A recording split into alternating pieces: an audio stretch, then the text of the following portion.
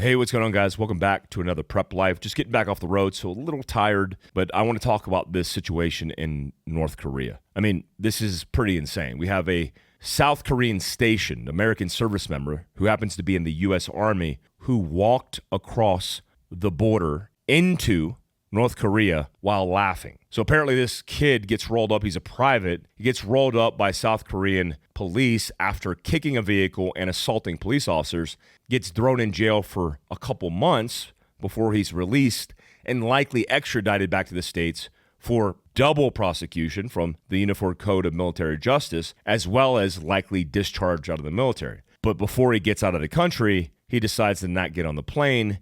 And the next time he turns up, he's on a tour bus of the DMZ, the demilitarized zone. And witnesses described him as laughing and walking across the border. Apparently, no North Korean officials were present at the time, but in recent news, as of a few hours ago, the North Koreans reported that they have him in custody. Now, what's the motivation behind that? No clue. But let me give you a little backdrop. The Korean War, fought from 1950 to 1953, was because of our involvement in the campaign against Japan in World War II, fought from 1941 to 1945. And if you remember, we dropped some bombs on Nagasaki and Hiroshima, and we get to the point where now a lot of their influence in different parts of the world, including Korea, were being drawn back. So we said, what do we do with this place called Korea, where the Japanese were heavily involved and had invaded? Well, we decided to get involved because the Russian, the Chinese wanted to be involved and implement their communist propaganda. So we said, we're going to get involved and help the people of Korea. We did that for 3 years. Now, when I think about wars, I'm like, man, 3 years is nothing, but different types of warfare. I mean, they're fighting in the middle of winter in the mountains against Russian, Chinese, and North Korean troops. And not only was it difficult over the course of 3 years, but the odds were nearly impossible, which is why we called a truce. This little peace treaty we called the armistice, where we drew a line in the sand in the DMZ, the demilitarized zone, and said, hey, we're good. That was problematic. I mean, problematic now because here we are 70 years later, and North Korea is still an oppressive regime oppressing his people. At the same time, we had tens of thousands of American service members who sacrificed their lives post a profound experience in World War II, where the odds were not stacked in your favor if you were part of that, and where we left behind 7,800 Americans, POW MIA, in the Korean War. 7,800. Like 7,800. Out of the 7,800, we left behind 5,300 believed to be behind enemy lines in North Korea. It's kind of hard to find POW and MIAs when you draw a line in the sand and say, yeah, we're not going to go into your area. And that's sad, because I think about this soldier, and he crosses the border. He walks willingly across, not realizing likely he's going to be in a labor camp for the rest of his life, or that he's going to be oppressed. He probably thinks it's better than going to jail in America, where you get 3 squares, 8 hours of sleep a day, and you get unlimited TV and access to all the things. Like, that's not as good as a labor camp. But who knows the depths of this story? I mean, the kid could be a spy for the North Koreans. Who the hell knows?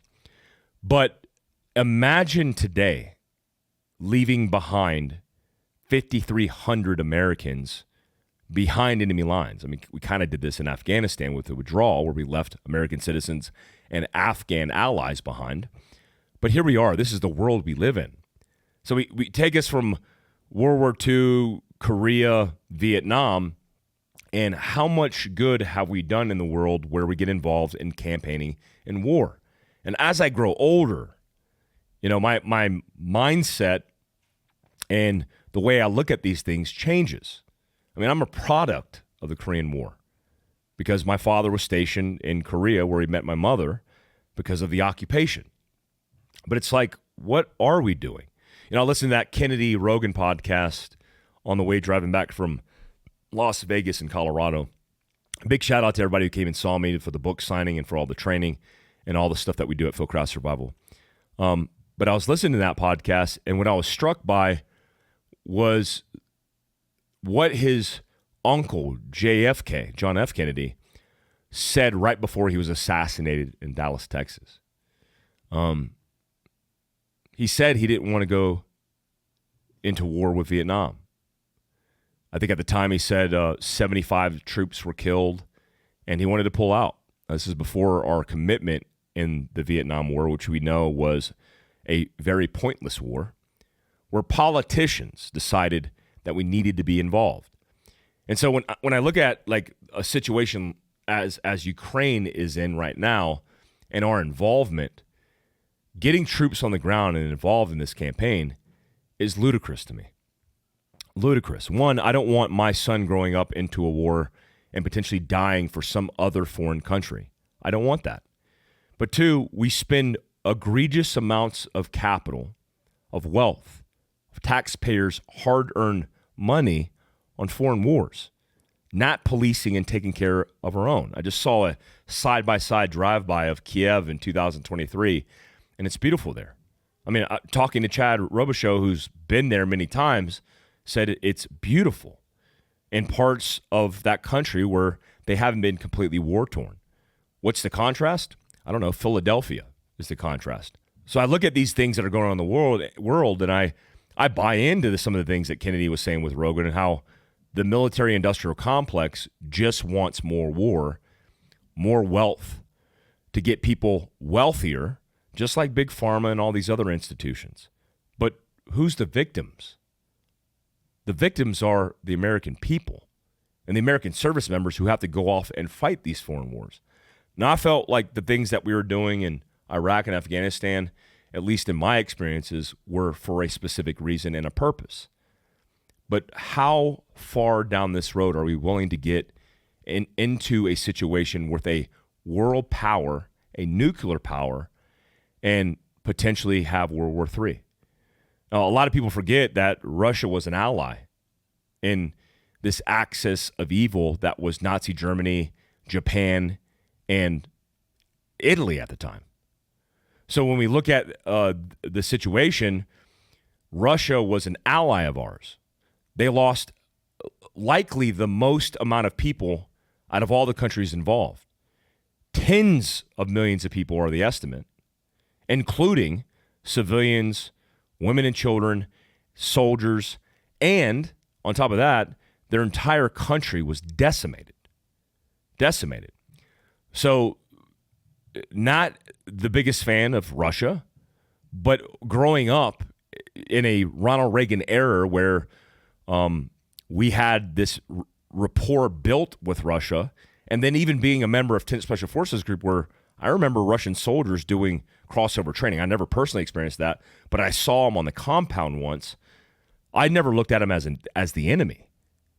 And now all of a sudden, they're our world enemy, which is kind of bizarre to me, but okay, let's do that.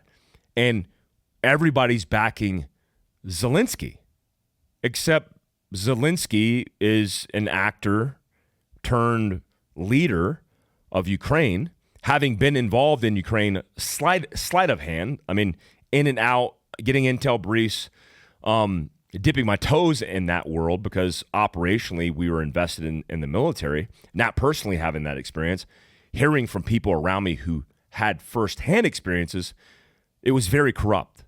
So that is not just a talking point in conservative outlets, it's the truth. My biggest deal and confrontation with all of this is I don't want to see American service members die in a needless conflict. Do I feel bad for the Ukrainian people? Certainly. But when you look at the totality of the circumstances where you have soldiers fighting soldiers on decimated battlefields, and you have a comparison and contrast of Kiev that looks immaculate versus Philadelphia, San Francisco, San Jose, Los Angeles, that look like a zombie apocalypse because of the extreme mental health issues that we're facing as a country. The fentanyl overdoses. I told you guys this stat again. I hate mentioning again, but I want to mention it because I wanted to drive home. 74 Americans died in San Francisco in 1 month, the month of May, alone from drug overdoses in one city. Apparently, Newsom says they're crushing it, but 74. Now, when you look at what we're doing and how we're investing, we're just doing it the wrong way, guys. We're doing it the wrong way. And I don't have all the answers here. I'm just proposing some of the things that I see when you look at all the wars that we fought, how many Americans we sacrificed at the hands of the enemy that was proposed as an enemy at the time. And now here we are getting involved again, which is ironically weird because the Democrats were always the anti-war party, and now it seems like they're the go-to-war party. I am not very optimistic about who's going to be the next leader of the most powerful country, our country, in the next election cycle. I mean, certainly I don't want Biden, but do you want Trump? I mean, the more I see them, just this recently came out like a day ago, they're going to try to charge him again. He just got the warning order that said, hey, we're looking into pressing charges. And this is all from the Department of Justice. It's like, what the hell is going on? And now for the first time, because I was on the DeSantis train, but I don't know if I want a regular politician who's lived his life getting wealthy off the system. And not saying DeSantis has done that, but I don't know if I just want a run-of-the-mill politician. I want one of those guys who's like a drain the swamp kind of guys, even though I don't think Trump actually did that. And I see the government and all its corruption, and I think every American sees that. I think you see that. And I'm thinking, man, there's a reason they're going after Trump. And now I'm starting to get back on the Trump train. I mean, I voted for him the first time around, and now I'm like, man, this might be our last hope at turning this ship around. And I don't know if it's possible because I think we're in a lot of murky waters, but I think there is a possibility with Trump. You know, when he says something like, I can get that deal with Ukraine and Russia done in a day, talking about peace, I believe him because he's the one who actually has the balls to confront Putin and Zelensky and sit at the table to get it done. He's a negotiator. He's a businessman. He understands that. Can Biden do that? No, Biden can't even form cognitive, rational, and logical sentences. So I think Trump could actually get it done. I mean, never have I seen a man who gets things done in foreign policy and gets no recognition for it. I mean, he single-handedly, with his leadership, with the brunt and full scale of special operations and the military, destroyed ISIS. I mean, he shook the leader of North Korea's hand and walked across the DMZ into North Korea, the first president to ever do so. And now I'm like, man, we need somebody. We need drastic change. We need 180 degrees on this. So the best of luck to this kid. I mean, he's silly. Hopefully we get him back, and hopefully this turns around. But, man, we're in a world of hurt. If you didn't know it, there's a heat wave pouring through the country right now. I experienced a little bit of that in Las Vegas. I was at Pro Gun Club yesterday doing some content and nearly passed out. I was with Lindsey Brewer, who's a professional race car driver. We were doing some cross-training for a series that we're filming, likely for the application. If you didn't know, the application, the Fieldcraft Survival app, is out on Apple. So if you go to the Apple store, you can actually download it. You could do the free trial, you could do the month, you could do the year, but it's available right now. I was told by my marketing guys, don't say a lot about it because it's not on all the platforms yet. We did Hulu, Roku, Samsung, Android, Apple, everywhere where you could download an app and everywhere you could tether it to your TV, you will be able to get the Fieldcraft Survival app. That's available now. I want to read this email that I got from a guy in Hawaii. I'll leave out his name, but I want to read this in the context of preparedness. He says he's a 31-year-old graduate student and fisherman from Hawaii. I wanted to shoot this email to let you know your advice might have just enabled me to save the life of a neighbor. But an hour ago, I heard someone yelling for help, went outside and saw a dude run into the street and screaming that he was bleeding to death while holding his arm. After listening to you on Jago's podcast about a month ago, I bought some tourniquets prior to a trip to give a presentation in Kenya. Of the few things I am confident on the location of my house, its tourniquets I recently unpacked are the top of the list. Furthermore, I ran through them using them myself and a number of times to understand how they operated. The guy was not exaggerating. His girlfriend had just stabbed him, and he was bleeding far more than I've ever seen a person bleed. Another neighbor had come out and in between me seeing what was going on and grabbing the tourniquet and gave the guy a towel. I slapped the tourniquet on there and reached it down, which required way more pressure than I imagined. Damn thing worked amazing. Blood stopped, and the guy was able to walk himself into the ambulance that showed up 15 minutes later. I appreciate that, man. That's great that happened that way, and that guy was able to be helped. I want to read another story that just recently got emailed to me. It says, "Hey, Mike, I just wanted to share a quick story. My friend and I were setting off fireworks the other night when one went off in his hand. I grabbed my trauma kit I keep attached to my car's headrest and put a tourniquet on his arm until the ambulance arrived. I have no idea if it helped, but it did make him feel better that someone was doing something to help. Thanks for reminding me to always be prepared." Yeah, that's what it's all about, guys, is preparedness. That's the reason why we do what we do. Guys, I'm about to do the Underground on Patreon. If you guys are interested in supporting the channel, you can go to patreon.com/Mike Glover.